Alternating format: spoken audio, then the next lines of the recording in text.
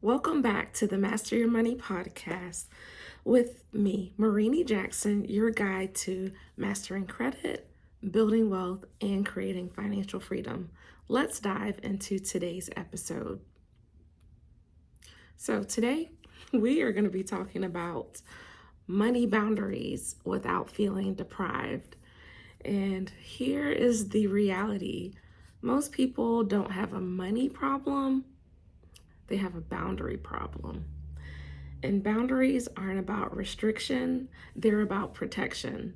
A protection of your peace, your goals, and your future self. When you don't set financial boundaries, you end up funding a lifestyle that isn't aligned with where you're trying to go. So, uh, my spiritual father, he shares this often, but he mentioned, I don't know if it's a story or a movie he saw, but he talks about there were two people, and he said boundaries make good neighbors. And the person from one neighbor was coming outside, and then the other neighbor was coming outside, and they were talking and just saying how boundaries make good neighbors, because sometimes when we don't have those boundaries and lines are crossed, then that can cause some conflict. That was what I got from what he would share. So we want to make sure we're setting those financial boundaries so that you're not you're depriving ourselves, feeling guilty, like I've shared in a previous episode, feel guilty for buying a t-shirt, things like that. Nothing crazy like that, but your boundaries protect you. It protects you from overspending, protects you from just opening your checkbook, your wallet to any and every cause. So you want to think not only about today, the present, but your future self as well. So we're going to talk about three big things that we need to have boundaries with our finances. And the first is recognizing social pressure spending. I'm going to talk about it quickly and I'm going to move on. Some people may have an opinion about it, put it in the chat.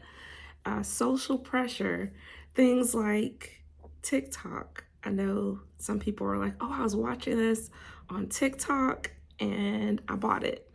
I have some friends at my gym who they may have a new cup, and I know I've shared this in the past, but they may have a new cup and they just say, oh, well, I was watching this person and I'm have a TikTok, I'm not on it like that, so I really didn't recognize the person's name, but they're like, oh, such and such had this and I thought it was cute and I bought it.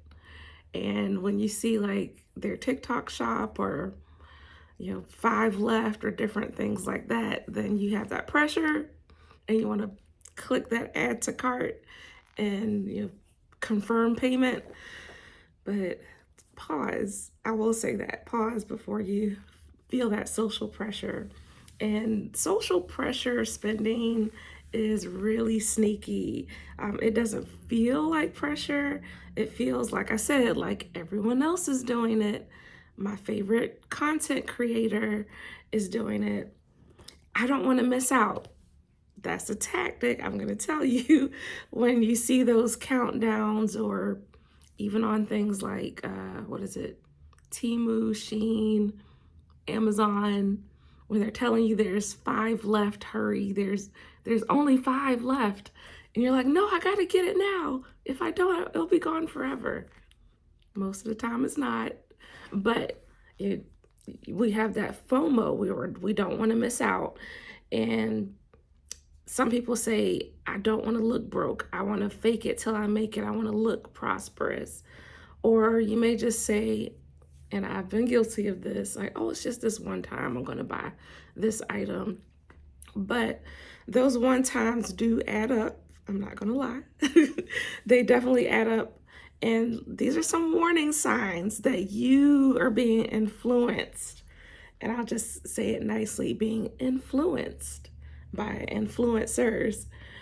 You spend more when you're around certain people. You say yes before checking your checking account. your bank account and you feel regret after you make the purchase, but not before. You upgrade your lifestyle just to match your circle. And that again goes to the fake it till you make it. But if your spending changes depending on who you're around, you're not making financial decisions. And I will say you're not making wise financial decisions, you're making emotional ones. So again, before you buy, pause, take a pause, and just start asking yourself why you're doing that. And these are some things you can do to avoid that social pressure spending. And this doesn't mean you need to isolate yourself, cut yourself off, and different things like that. You just need a strategy. You need some wisdom. So pre-decide your limits before you go out. And I do this. I've done this, and I continue to do this. If I know I'm going out, let's say for lunch, or like sometimes my gym friends, they'll want to go to breakfast because on a Saturday we're all tired, we're hungry, we just worked out, we're hungry. And they may say, oh, we're going here for breakfast. I already know in my mind, is this a week I can go out and say yes? And I've already done my budget or made sure my financial infrastructure, so I know, number one, whether or not I can say yes, and number two, what the limits are.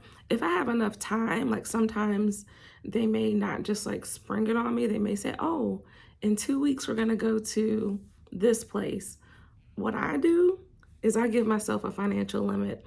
Number one, I go to the website for that different restaurant. I check the items online. I look at and to see, is it, what can I eat? If you have dietary restrictions, I highly recommend doing this anyway. Um, Number one, I see what kind of items they offer, the prices, and for me, I'm also looking at satiety. What's going to keep me full? Like if I have other things to do that day. So I'm thinking about that too. Like I don't want to just get this item and it's a little puff puff item. I'm not a good serving size and I'm going to be hungry an hour later. So for me, those are some of my qualifiers that I use, but I give myself a limit. So if I know that this is an expensive place and this is not the week for me, I have some major bills, I'll say no. I'm like, no, I can't go. I'm sorry. I'll check back with me next time. Or if it's somewhere that's reasonable and it's a green light, I can go, then I'm looking at the menu. Or if I don't have time to look at the menu beforehand, I'll look at the menu when I get there as we're ordering and just quickly scan, give myself a quick budget. Okay, I'm not going over this dollar amount, and keep it pushing. Some suggestions of other things you can do instead. So if you are going out somewhere or someone's like, let's have lunch, let's have lunch. I know several people who are always like, let's have lunch, let's have lunch. And I have some financial goals I'm working on. So lunch sometimes is not in my plan, but coffee is cheap. I don't drink coffee, but I drink tea. So I can easily get some tea, a cup of tea, if it's $3, whatever. I can manage, I can swing a cup of tea. Just saying. So that's one way. Meet people for coffee instead of brunch or lunch. Go on walks instead of going shopping. And I'm going to refer back to my gym friends. And sometimes, like on Saturdays, they'll like go have breakfast and go shopping. But, sometimes I remember one evening after working out, we walked and, one person wanted to get items from a particular store. I didn't bring my wallet. They brought theirs because they were going to buy, like it was a dessert place. And yeah, I just went with them, walked, had a good time, got some extra steps in, extra exercise. Everything was good. Something else you can do is have a game night with friends instead of having dinner out. I know going out to eat, not having to cook, that whole experience, those who have, spouses, children, love going out, winding down, end of the day. But sometimes just being able to have that undisturbed time where you're not having to fight traffic, go find parking, wait for your friend, wait for a table, um, drinks to come, then ordering, making sure your food order, make sure your order's right, make sure your order's not cold. And if you're in a crowded restaurant and there's just all this going on, sometimes just have a game night. Just have a game night with your friends. Or I came home yesterday and like my neighbor next door, he was grilling out. So invite friends over, have, throw some, chicken steaks, whatever on the grill, and just have fun. It doesn't always have to be let's go out to eat. Another thing you can do, and this is again how to avoid social pressure spending, is delay your yes. And I mentioned this is what I do. You know, you can say, "Let me check my schedule or budget, and get back to you." And people will respect you for that, um, because they know that you're not being flaky and not just saying no to say no. I know for myself, some Saturdays I am not available, and I will let my friends know. Like it's right, like on Wednesday nights, I'll give that as an example. My gym friends know I'm going to church. So like if we're walking, anything like that, I'm not going. I'm going to church. I have church right after after. So for me that, they know. And if they see me not, you know, grabbing up my stuff to make sure I'm freshened up for church, they're like, "Don't you have church tonight?" Your friends, they know you. They know. So just it's fine. They will your true friends will definitely understand if you have a schedule that may not allow you, or a budget that may not allow you to always go out. So let's talk about this second one. We talked about the friends that can be family too, that can add a little pressure, and those outside influences. Let's talk about navigating your family financial expectations. And let's be real and let's be clear. This one is deeper. It's easy to say no to your friends, but your family, those expectations can sound like you're the one who made it, you should help. And made it, meaning like financially made it. They may feel that because you went to college, you got a college degree, you have a job, you're the one making six figures, you're the one who has a house, you're the one who has extra space in your house, you have a certain type of car, you have a certain type of handbag, that you've made it. And if you fall into the category of someone who is faking it till you make it, you're helping, unfortunately, to perpetuate that image. You want to portray that image that I am buying, these particular brands. They may not know that you buy it on sale or clearance, but their perception is that, you know you should, because we're family, or it's just what we do for each other because we're family. And they may also say, or it may sound like, "Why are you being selfish?" And now you're stuck between, do I honor my family? They're making me feel guilty. I should be responsible. But you also have your own financial goals. Um, you can love your family, but you can still have limits as well. And support shouldn't come at the cost of your personal financial stability. And a, a few years ago, I, through my through my employer, they have a program where they mentor high school students, and I was one of the volunteer mentors. We were called community advisors, and one exercise we had was for the students, and these are high school students, for the students to write their retirement speeches. And this is assuming like you're retiring here in America, age 65 ish, and you've accomplished all your goals. Well, you of course graduated high school, you've accomplished whatever goals you've set for yourself, and now you're at the sunset of your career. What would you say? And it was a hard truth because for some of those students, some students found it easy and they just like, oh yeah, I'm gonna do this. Thank you. I've had this long career in medicine, or I was this professional athlete and I transitioned to do this. And but for some students, they were terrified because they were high school students making decisions or afraid to make decisions and choices for their lives because they felt that their family would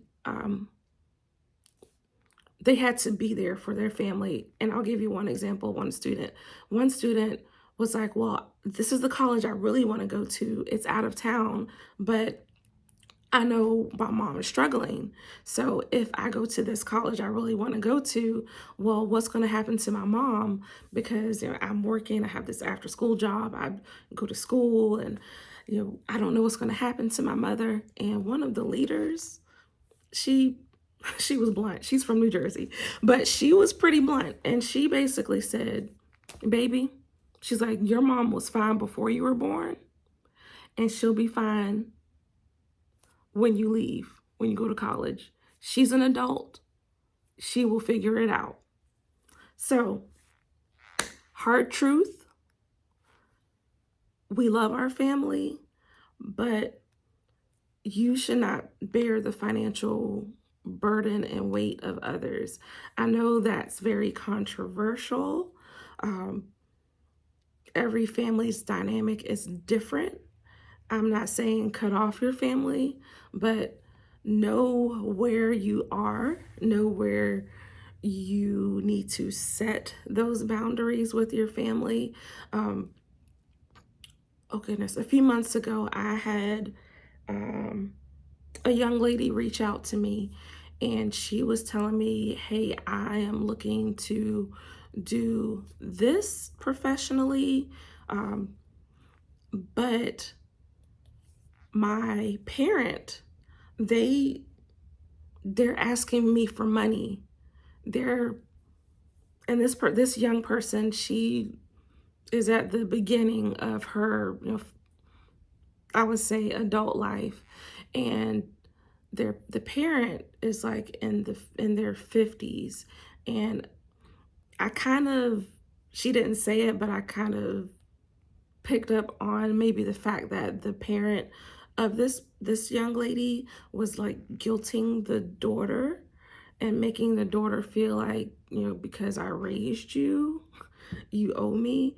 And that's not necessarily, what the child should, the young adult child should feel like. um, that, I know some people may have a different opinion that, you owe me, different things like that.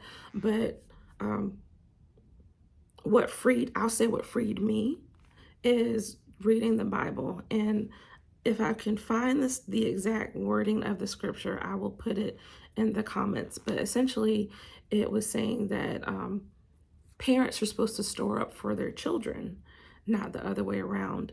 And that, for me, freed me. I can just say what it did for me. Yes, like I said, everyone's family dynamics are a bit different, but I was like, okay, God, I want to, make sure I'm honoring my family, love them, want to support them. But for me, that support cannot be financial. I can lead people to resources, but as far as like, you know, sacrificing my financial stability, my my future financial goals. That's a boundary that in the past I have crossed, and the reason I say this is deep is because I've had to make that decision, that hard decision. Like, no, I can't do it anymore. So definitely, be honorable, be respectful, but being made to feel guilty, that you have to.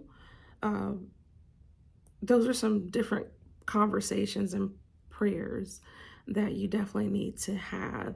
And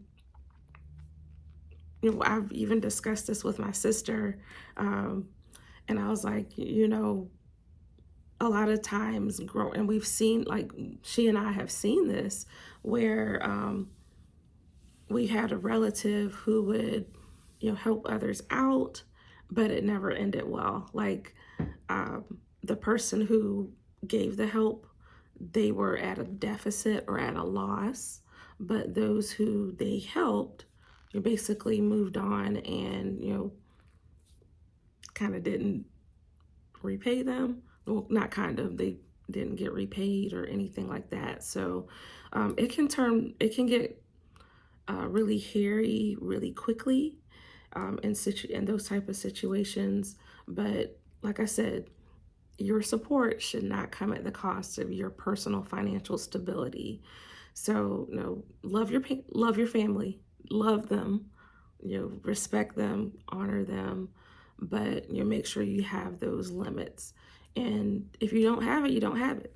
And like sometimes I've had, even like my mom and sister, sometimes we hang out, go, and I'm like, I don't have it. Or like, oh, we're going here. And I'm like, sorry, can't go. I don't have it. And, and that's definitely not to like guilt them or anything, but like, sorry, can't do it. And there's nothing wrong with saying no. So, having those healthy boundaries. So these are some strategies with your family. Uh, Set a giving category in your budget. If this is you, this is, of course, take this or you cannot take it, but just some strategies. Give from a plan, not from pressure.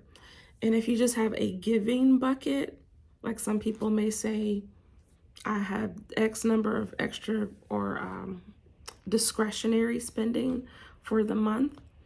And if you have discretionary spending, great. If you can help that person and you want to, by all means. One thing my mom always says is don't expect it back. If you give to people, and sometimes just to not have to go back and forth or have that other person feel heavy, some people just give it as a gift. Here you go. And then that way the other person doesn't have to feel guilty, or if they see them later and no one's having to duck and hide or deer caught in the headlights because they're buying something, but you owe them money.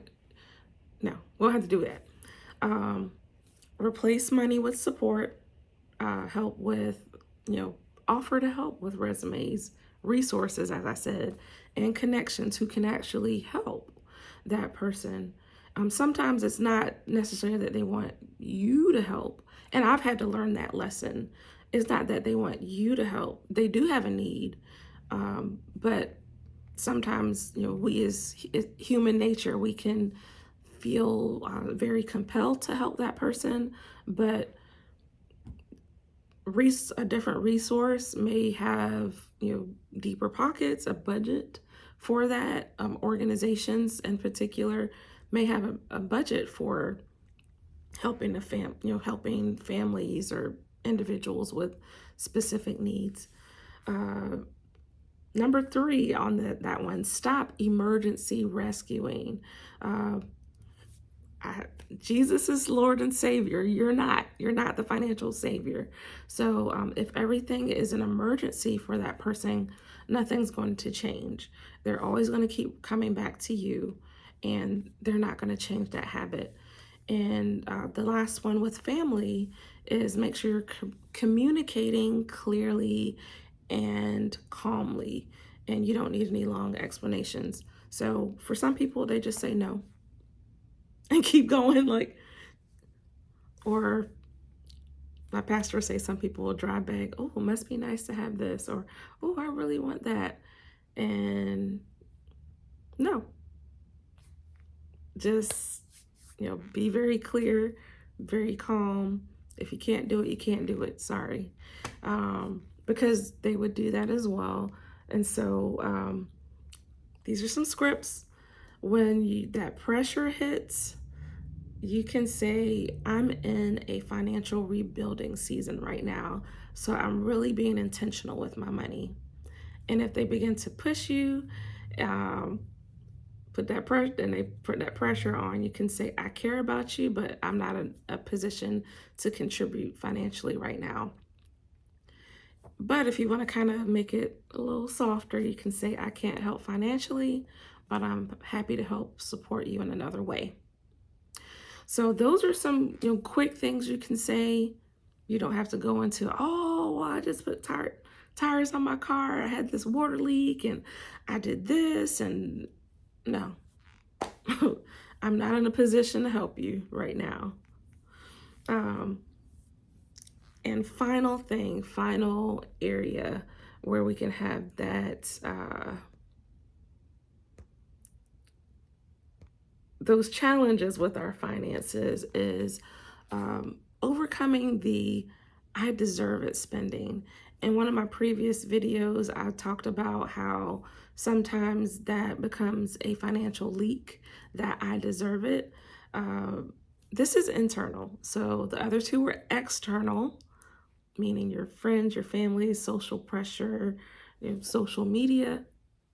But with I deserve it, this spending usually shows up when you're stressed, you're overworked, you're emotionally drained, and you're trying to reward yourself. And listen, you do deserve things. You deserve good things. But the question is, do you deserve the short-term comfort or long-term freedom? Because you may deserve it. And if you make too many of those I deserve it purchases, you're actually like trying to emotionally cope, like what do people call it, retail therapy. You'll have burnout responses, or you'll have delayed consequences in disguise, such as it being on your credit card bill. So you can shift this narrative, and instead of saying I deserve it, I deserve to make this purchase, try I deserve financial peace. So say that, I deserve financial peace. Or you can say, I deserve not to be stressed about money next month. Or you can also say, I deserve to build wealth, not just look like it. I deserve financial peace. I deserve not to be stressed about money next month. I deserve to build wealth, not just look like it. So, some practical strategies. So, those are some mindset things that you can do to help. So, some practical things is create a guilt-free spending category. Oh, goodness, I did not bring it. Oh goodness, I'm trying to remember the name of the book and it just went blank. I see it. I see the cover. It's yellow. T. Harv Eker, he has a book called Secrets of the Millionaire Mind, and I read it. I have the audio book, and I need to reread it. But that book helped me. And with this joy-free spending category, one thing he shared is having an actual account. And your goal for that account is to use that money in that account guilt-free. So, depending on where you are financially, that you may start with the small amount or large amount, but we all, of course, deserve it. You want to have that guilt-free spending category. And this helps keep joy in your life without breaking your plan.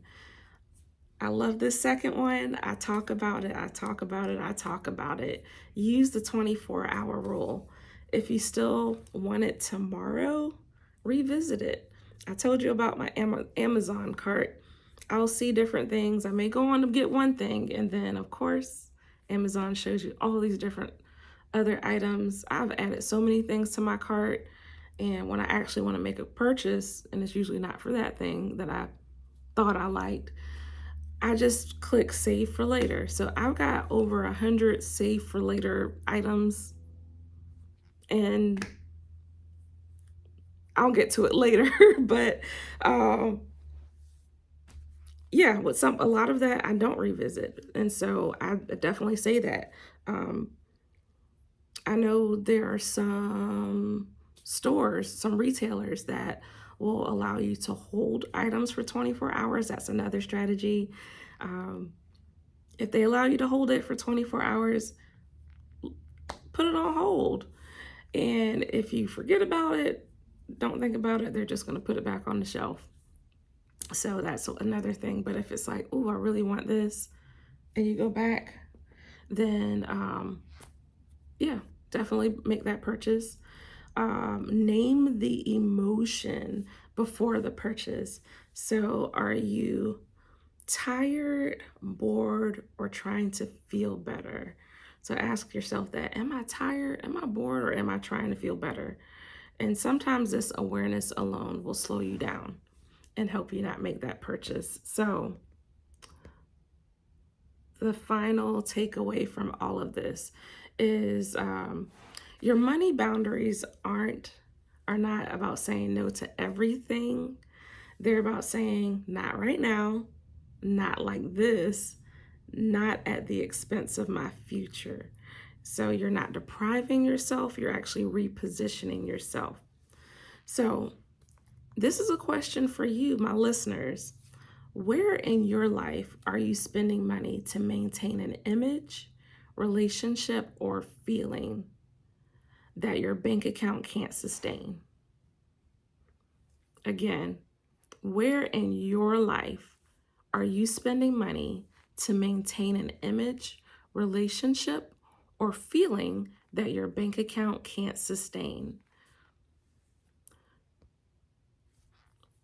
So I want you to think about that, and feel free, even if you want to comment on this post, or not this post, I'm so sorry, comment on this podcast, then feel free, comment, let me know, and I will respond, hopefully, to all the comments that I get. But I wanted to thank you for tuning in to the Master Your Money podcast.